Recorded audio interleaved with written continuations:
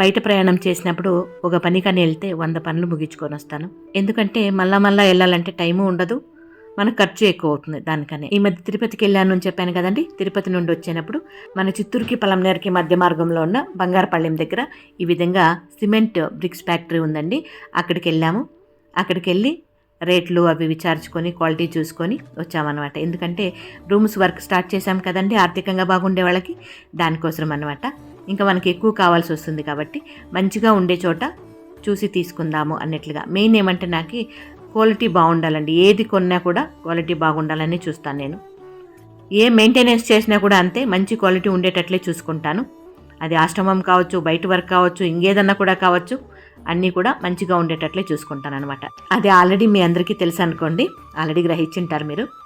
ఇక్కడ మనం ఎక్కువ కొనుక్కుంటున్నాం కాబట్టి మన దగ్గరలో ఎంత రేటు పడుతుందో అంతే రేటు పడుతుంది అనమాట. ఇది ఇప్పుడు మన చిన్న వీడియో. నచ్చితే లైక్ చేయండి.